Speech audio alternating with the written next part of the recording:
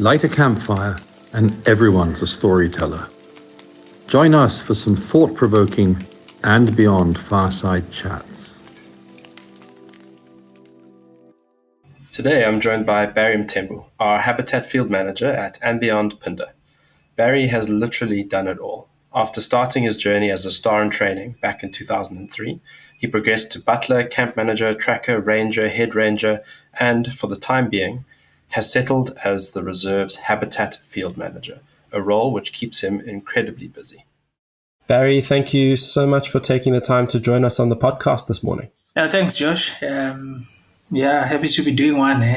Yeah, it's really good to have you, and thank you for finding the time to chat to us today. So, Barry, I thought we could start off with you telling us a little bit about yourself. Where are you from? Where did you grow up? And what made you want to work at andBeyond Phinda Private Game Reserve? Barry Mthembu is a guy that comes from the rural communities in an area called Jozini. That's where I grew up. Then part of my family stays in another community called Mduku or Makasa, which is a community that is close by to andBeyond Phinda Private Game Reserve. From my stage as a young boy, I've always enjoyed being, outdoors, going out into the bush and, looking at some plants, either for my grandfather for medicinal purposes, trying to find birds. That was kind of, my uprising. Also looking after cattle and goat and as a young boy. And, you know, growing up, again, I grew up in a community where there were a lot of other similar age boys, which, made life and integration into the bush slightly easier because we used to go as a group. And, back in those days, you could still find quite a few wild animals in the communal areas. Things like grey duikers, like rabbits. No big game though. Impala one or twice. So we will learn to track, some of those animals. We'll learn to track some of the goat and cattle when we're out there into the field. Then, as I said, part of my family is been staying in the Makasa community. And a cousin of mine, or in our culture, will be a brother, had been, working at Phinda Private Game Reserve as a game guard. They used to call them back in those days, which nowadays they call them field rangers. And he also then upgraded himself into being a tracker. And so then, like when he's on leave, coming back from work, and he'll show us photos of him and on game drives, and seeing animals like elephants, lions, rhinos, leopards, and you name them. And then that's kind of like where for me the love of actually coming, or in fact joining andBeyond started, because I could hear some good stories from my brother or from my cousin about what the role Phinda has done for him as a person and as an individual, and what Phinda has also done for the communities. Then I also wanted to work for an organization that doesn't only look after the business on its own, but an organization that is quite key in also ensuring that the communities surrounding is well looked after. So I think that where the love to work for andBeyond came about for me, George. And Barry, you yourself have had an incredible journey with andBeyond, and you've mentioned your cousin who was a game guide or field ranger, and who sort of first introduced you to it. Can you tell us how you got started? What was your first job at andBeyond Phinda, and where are you now? So how it started for me is, and then like I heard about opportunities that get given to the locals that are quite interested in learning about tourism, ecotourism, or even hospitality industry. And I heard about this program called the Star in Training, which I enrolled into it. I applied for the training, and I got accepted at Phinda Forest Lodge. That's how I started. I did my training there, and then finished my training. Then I was home for a little bit. Then there was a position available which I then applied for it, and luckily I got it. Then I started working full time for andBeyond, South Africa at that stage. That was 2004 as a butler at Phinda Lodge. Then I worked there for I think 3 or 4 years, if I may recall. But then I started pushing myself, saying to myself, you know what, you've wanted to actually work for an organization like andBeyond or Phinda. Now you're here. What else, you know, you can do as Barry? Yeah, that's when I started, pushing myself in learning more about, like the hospitality.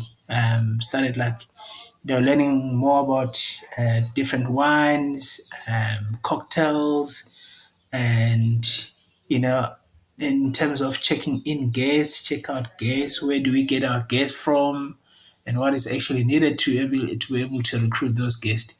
Then I realized that Flair was in like a small lodge, satellite lodge to Forest, so I needed more of an exposure in terms of a bigger challenge. Then I moved back to Forest Lodge and still as a butler.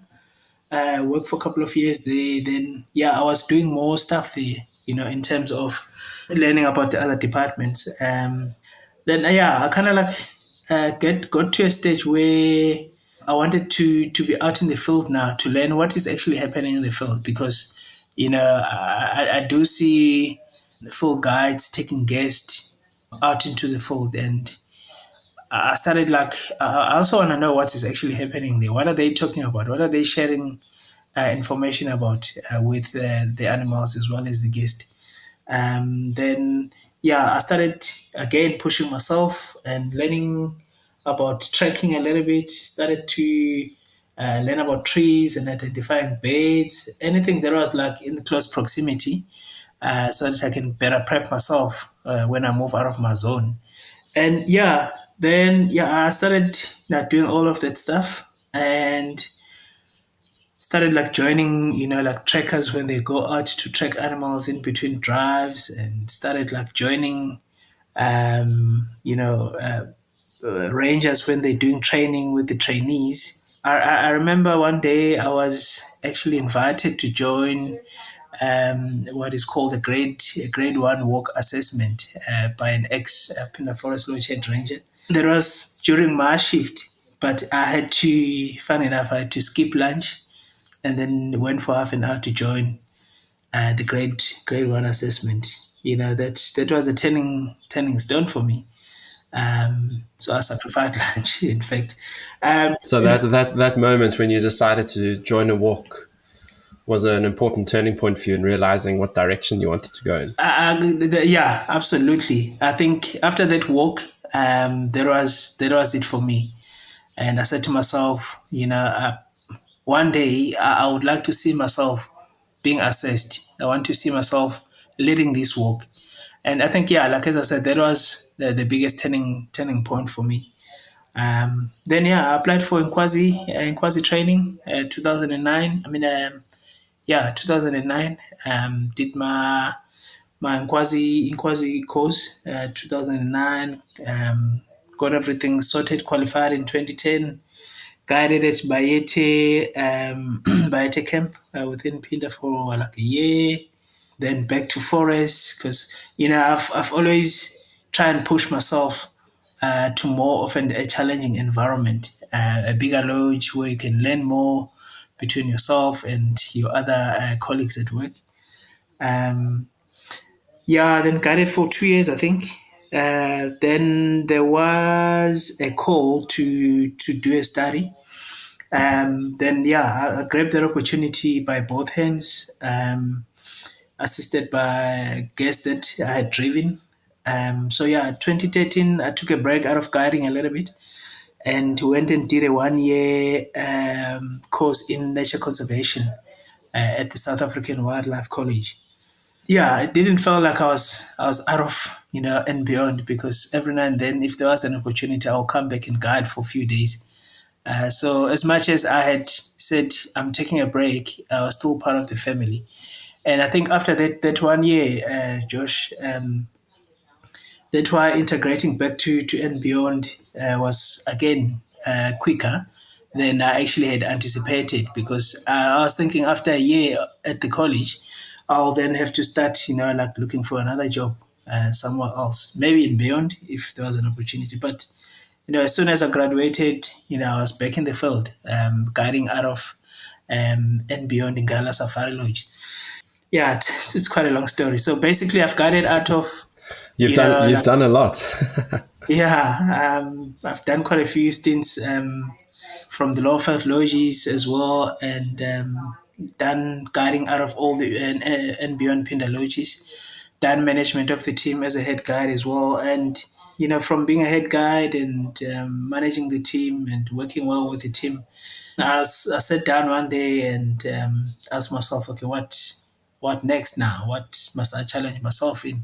And luckily, I found myself in the right place at the right time at and beyond Phinda, where in terms of the reserve management is done in house. It's not like, for example, in Kruger, where Ingala is part of like Kruger, but management of the reserve is done by a separate entity. So that's why I said, like, yeah, I was then lucky to be back at Phinda at the right time.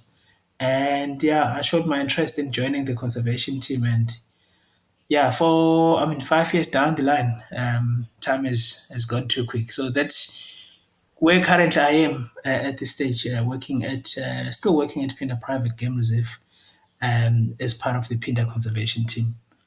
What an incredible story, Barry! And you've done a lot. And and now that you are the habitat field manager at Phinda Private Game Reserve, what does your day-to-day job entail? Yeah, no, thanks, Josh. Being a field habitat manager, job, it's it calls for flexibility as much as on the job description it will say your role will be to combat alien plants that are in the property, may also be transported from the outside of the reserve into the reserve by either vehicles or game captures or anything that bypasses, as well as combating bush encroachment, just to try and open spaces or open terrains and habitat for animals like cheetahs and like white rhinos and the grazing animals, to be able to utilize the better quality grasses, and also part of the habitat jobs entails is to also do a lot of work on soil erosions, do a lot of work on fences, do a lot of work on road maintenance as well. So that's kind of the role that a field habitat manager will be doing on his daily basis at work. But I said earlier that it calls for flexibility. At the same time, I do get involved quite a lot in working with the communities, more especially the tribal authorities and the local indunas or headmen. I do get involved quite a lot in human wildlife conflict mitigations and strategies, and trying to come up with like solutions that will be working for both parties, the conservancy side as well as the community side. So yeah, I jump into security as well every now and then when there's a call that is needed. I'm also involved. So yeah, I do quite a lot outside of my actually zone, as I had said in terms of the job description for being a field habitat manager.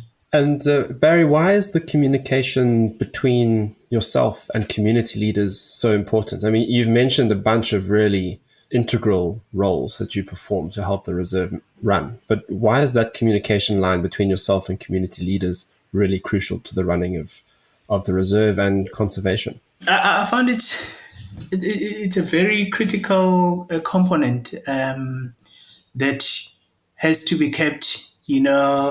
going, as well as transparency between the conservation side of things as well as the community.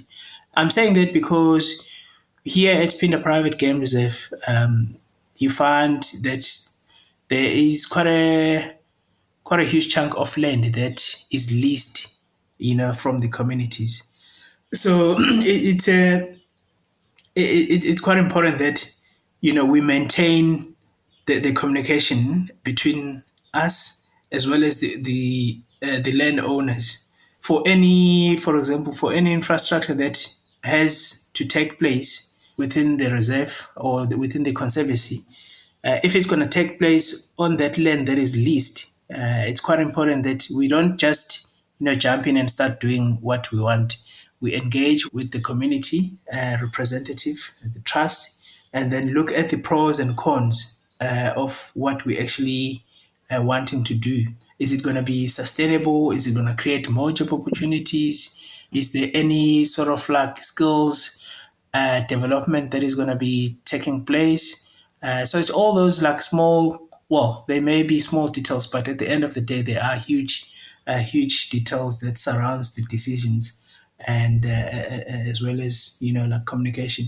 It's also very critical to keep that line of communication as open as we can, because not only it serves the purpose of the relationship in terms of land use, it also keep a strong relationship in terms of poaching that may take place, and you find that at times then the people that poaches are from like the closest communities to your boundary as well. So now if we keep the line of communication quite important, we engage with them, the communities will actually play a huge role as your first line of defense in terms of illegal activities that may perhaps happen into your reserve. So the more the communities understand the concept of game reserve or conservation sectors, the more likely that a lot of people or youth can be educated of the importance of conserving the land, importance of conserving the wild animals as such. So yeah, there's quite a lot that by having a good communication, it can play a huge role in your success of the reserve or the conservation side. I mean, hence, we've over the last year or two, I think we one of the reserve that didn't get animals like rhinos poached. That's the community communication part of things is part of all those like critical components. George.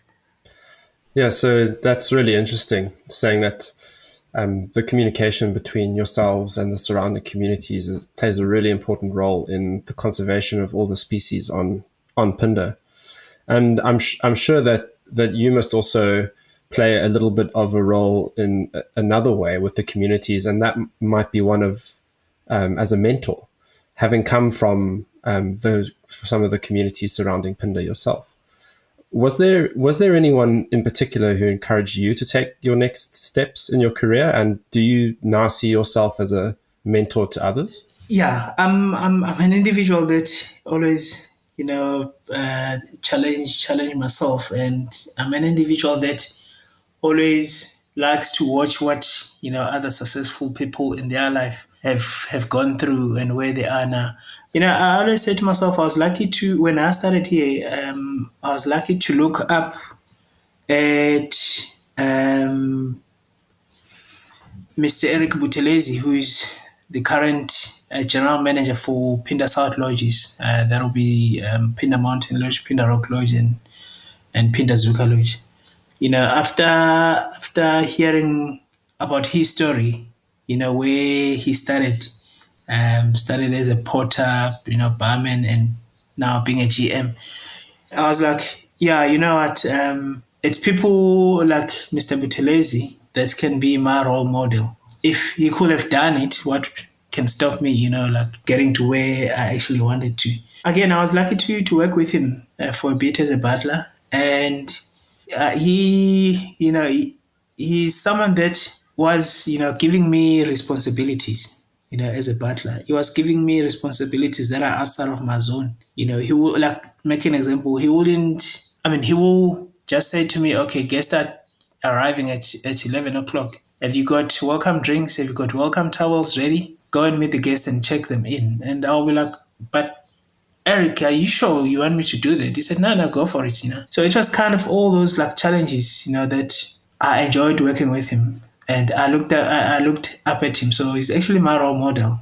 He's a good friend of mine that I still keep in touch with him quite a lot. Yeah, it's great to know that there's that aspect of teaching and camaraderie and friendship that goes into working behind the scenes at the lodges. And do you see yourself as a mentor to other people who may be looking to get into work at the reserves? Yeah, absolutely. I definitely, that will be my goal and my dream to see another andBeyonder, becoming a field habitat manager one day, becoming a reserve manager one day. So again, there's always this will within me that I have to tell my story to any aspiring, individuals that would like to know about the conservation side of things. I always tell my story to the trainees that I sometimes meet at the lodges. I always advise them that, you're at the right organization, that there's so much that you can do. But if you are level headed, if you're ambitious, if you're goal driven, dedicated, and you work hard towards your goal, there's nothing that actually can stop you. Definitely, Josh. I do see myself as a mentor, the next, generation that we do see coming through Phinda itself.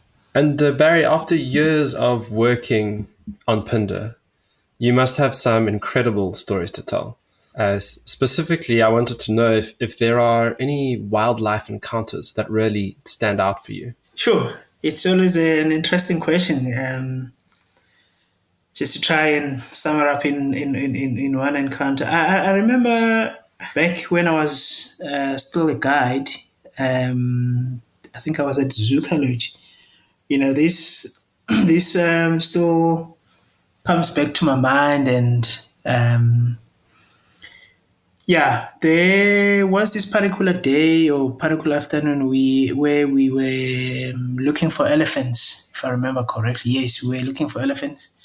And we had been searching for probably almost 2 hours, and we without any lack of, in fact, like seeing elephants. And it was a hot day on that day, and I remember chatting between myself and my tracker, a guy called Simiso, who I'm very proud that I worked with him, and I used to, encourage him as well to step up. He's now a field guide at Phinda Forest Lodge. So I was working with him. So then we decided, let's go and check around water holes to see if these elephants, because we could see like tracks. We started seeing like tracks of at least one animal, building up into two, building up into five. And then we realized that they were in fact like heading towards water holes. And so we tracked them up to water holes. And then by sheer luck, there was an excitement as, before we got to the water hole, we could hear them, trumpeting with that joy that they've almost reached their destination of getting water. So yeah, my guests were quite excited, and we were all excited because, we had worked hard to actually find them. So yeah, we found them drinking at a water hole to the southeastern part of the property. Out of the blue, they started stressing out. And we were wondering why all of a sudden, because we could have, we saw they were like having fun in the water, drinking and bathing and playing and doing whatever. And suddenly they're stressing. And we started looking around thinking that, is there possible that there's lions close by that we haven't seen them, they've seen? We checked around and we couldn't see any hints of any predator. But, the stress level rised up. And we thought it was ourselves, but in terms of where we were viewing them, distance-wise, we were well far away from them. So it definitely wouldn't be us. Something tricked my mind, and we thought, is it a crocodile in the dam or what's happening? We picked up binoculars and just try and scan because we could see there was one individual female that will every now and then go and kneel on the dam wall as if she's talking with something in the dam.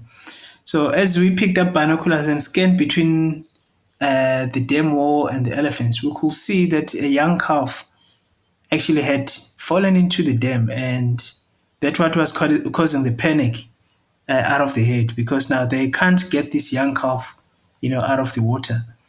Every attempt that the calf is trying to get itself out, because now the dam wall is, is wet, so it's kept slipping back into the dam. And Flip, now what to do next? Do we call the conservation manager to come in and assist to get this calf? But then I realized that, what, we're talking about elephants here. It will be even more dangerous to try and actually do something at this stage. But what was more interesting and a very good lesson to learn on that sighting, Josh, was the cooperation and the workmanship between the females, including young bulls, trying to help the mother to get that calf out of the dam. Like they wouldn't give up at all. I saw something that I'd never seen with elephants, and I learned a lot on that day because there were strategies that were used by all the members to try and get the baby out.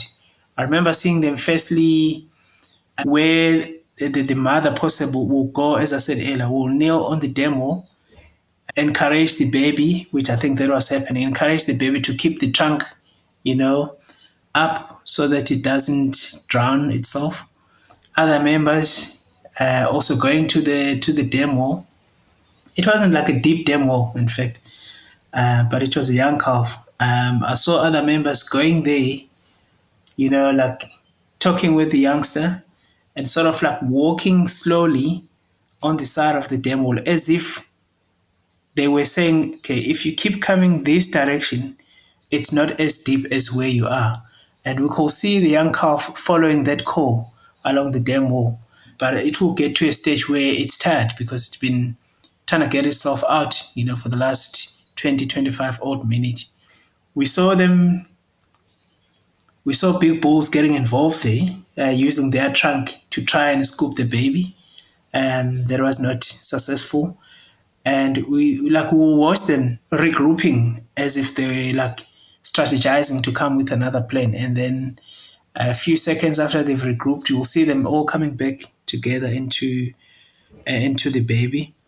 And the funny part of it, which is that they started like drinking water and spilling it out as if now they're trying to empty the dam. There was, I must say, there was a lot of like emotional moments behind my. Yeah, it must have been an incredibly emotional sighting. Yeah, like when I turned back, I could see tears. I had to manage that situation as well between my guest. But eventually, two matriarchs decided, what, that it's now. We've tried everything. And they both went into the water to where the baby was. And we could tell how deep that baby was because those matriarchs, we could only see half of their body. And then so they got to where the calf is and they gently came together with their heads sides. And I think they used the tusk gently to both line it up underneath the youngster and scoop it. And we saw them walking with it all the way out of the dam. And there were some joyful moments behind me, clapping hands, and we couldn't believe it. I couldn't believe it. And as I said, that at one particular wildlife encounter that, still comes to my mind every time I see heads of elephants. Not saying like there's not others, there are, but that one was special because, I learn a lot about what I've always been hearing about how socially bonded elephants are. To see every member of the herd trying something at least to help save the life of another member of the herd, regardless that it wasn't this one's baby, but all the members, they did something. So yeah, that was a lot of learning on that sighting. That is a remarkable story, and that must have been incredibly emotionally exhausting for you, your guests, and of course the elephants as well. Absolutely. So you've told us that wonderful story about elephants. I now wanted to ask you about any of your favorite animals that you enjoy working with at Phinda Private Game Reserve. I know that you guys do a lot of incredible elephant conservation work, but are there any animals in particular that you enjoy working with? Yeah, funny enough, after that incredible exposure to see how elephants work together as a unit, I kind of like fell in love with them, and I think having done a few works with elephants as part of the conservation team, and I kind of like enjoy working with elephants now. From learning about their movements. There's a lot of like work that get done behind elephants here at Phinda, just to try and again gain more insight into their life as a group. So there's a lot of data that get collected and luckily get shared with us as well. So yeah, I enjoy them. I enjoy like their social behavior. I enjoy their structure. I enjoy watching them, doing something, because sometimes you see this elephant bull and he's standing leaning against a tree and he's got like his eyes half closed. I always like stopped and just like watch him, and it will be interesting to know what is actually going on in his mind. Because if they could tell a story, I'm pretty sure elephants will be able to tell incredible stories, from their life. If you think back where they used to be able to find water holes, how do they find the better quality grasses and the communication and everything. So yeah, I do enjoy elephants. I also do enjoy working with the pangolins, just because of, I wouldn't have thought that in my life working in the conservancies, I would have had a chance to see a pangolin in my life. I missed my opportunity when I was like working up in Ngala. So yeah, since we've had them here and just to learn about them as well, I've actually also enjoyed it. Amazing. And you've mentioned two species that we know Phinda does a lot of remarkable conservation work with. And I wanted to ask you, is there any particular project that you've been proud to be involved in at Phinda, besides elephants and pangolins, or even if those are the ones that you're most proud of being involved in? Yeah, there's definitely a few to mention. One being the community conservation course, which we started a couple of years ago. I've actually enjoyed that. I've actually enjoyed it because that way I think we have an opportunity to have another Barry Mthembu.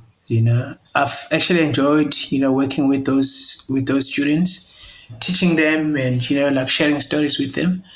Giving them that opportunity that like it's difficult for people from these communities just to go to a university to study conservation. So the little, which is not so little, that we do here, to expose them to the conservation in terms of the research, in terms of the land management, in terms of the guiding aspect, as well as wildlife management. I think it's quite critical, and I do enjoy that project.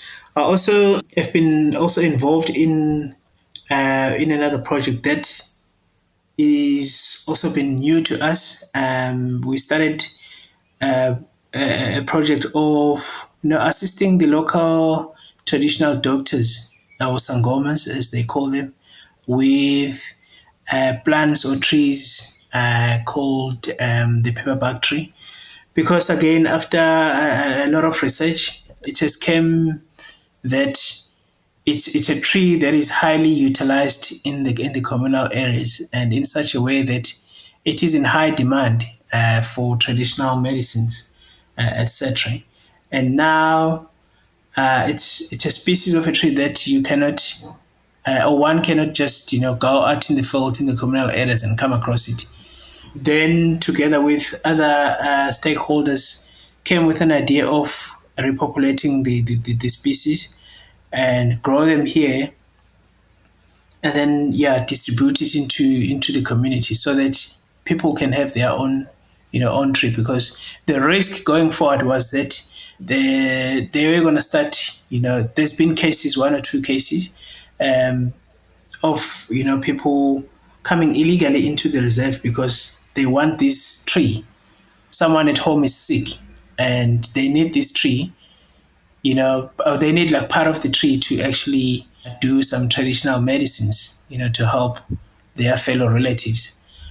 So I've been also like heavily involved in that project, which again it's one of these groundbreaking projects, which I'm proud of being part of it.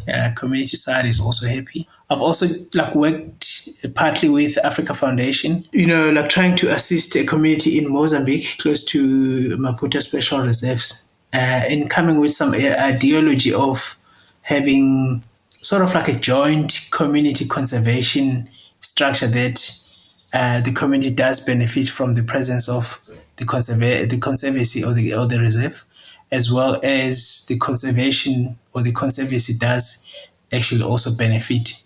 So like a work partnership sort of.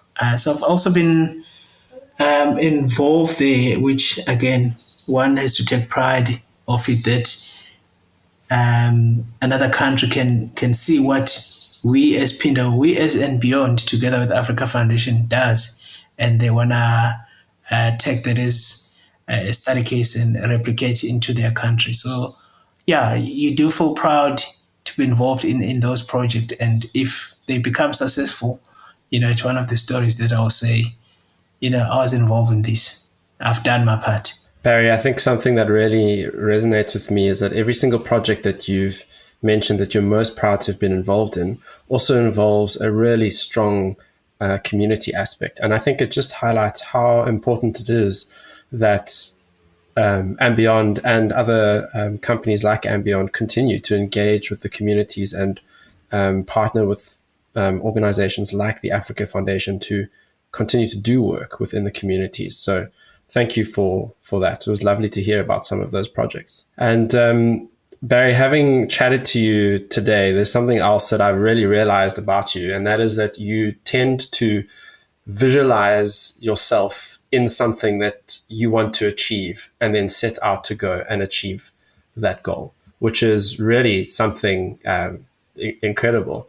And so I wanted to ask you, what is next for you? What are you hoping to achieve or focus on in your career going forward? No, thanks, Josh. What next? What next for me is again. Is that a loaded question? Are there lots of different options? Yeah, well, for me, Josh, is to be able to carry on being, firstly, being a role model to other aspiring conservationists out there. Not just being a role model itself, but to actively mentor them, educate them, because I was mentored as well. I had a role model, and just encourage them. That's my sort of like picture way, or my pathway I'm trying to go to, just to groom, the next conservationist. Because for me, it will be incredible to, maybe say, for example, in 10, 15 years time, we have someone that comes from, I'm just going to pick Makassar community as an example.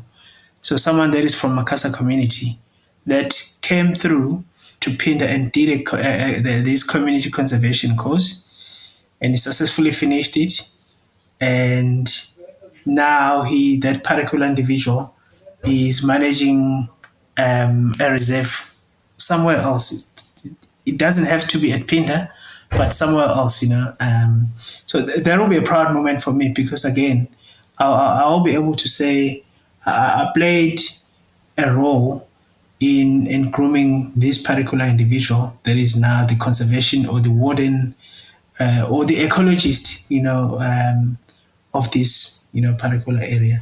I would love to see myself, working towards that. And also, I've spoken quite a lot with, communities and conservation side. Well, we are all trying to do as much as we can between ourselves, Africa Foundations, to try and bridge that gap between the community and the conservation sectors, because you still find quite a lot of misconceptions, from the community side of things. Some people, not all of them, some people still don't see, in fact, the value of protecting the wildlife, which then it's sit upon us, it's sit upon me that I has to, play that role in trying to bridge that gap and making people to understand the importance of conserving land, conserving, wildlife, fauna and flora, because it plays a huge role in terms of the economy of the country, the pride of the community as well. To make them aware of that. I said earlier, the community, when we was talking about the communication, I said earlier, the community will then play a huge role of being the first line of defense in terms of illegal activities that may take place into the reserve. So, well, here's the thing. It's like we go and say to them, yeah, we need you guys to help us, in terms of people that may want to poach. But if we don't educate them, what is actually being protected inside the reserve? A lot of it often goes into the bigger picture, which is, rhino poaching nowadays, or other like impalas or small game for food. But there's just so much, that has to be protected. So that awareness, and I'm talking about, and also creating or like trying to bridge, that gap, so that we all can actually see the value of presence of the communities in our boundaries, as well as the conservation side of things, the protection of, wildlife. Just taking us back, we had those animals that were taken to Rwanda last year, and I said to chatting with some of the local leaders, and I said, if you didn't play a role or a part in protecting our rhinos, we wouldn't have been in a position to be able to repopulate another country. As much as Munyawana will get, the thumbs up and the praise that they have, played a huge role in successfully introducing rhinos to Rwanda, you as the community leadership has also played a massive role, in educating the community about the importance of protecting these wild animals, reporting for any suspicious illegal activities. So yeah, it's just to try and sum it up. It's all that, me as an individual will be my next step. Well, thanks, Barry. Some really important ideas and words there about the involvement of communities and conservation, and ensuring that we protect these wild spaces for generations to come. So thank you so much. It's been wonderful chatting to you today about your story, about conservation, about the involvement of communities in all aspects of conservation as well. So thank you so much for your time. Thanks, Josh. Thanks. I really appreciate your time as well. Thank you for listening to Leave Our World a Better Place. Don't forget to subscribe to make sure that you never miss an episode. If you'd like to find out more about andBeyond, please log on to our website at andbeyond.com.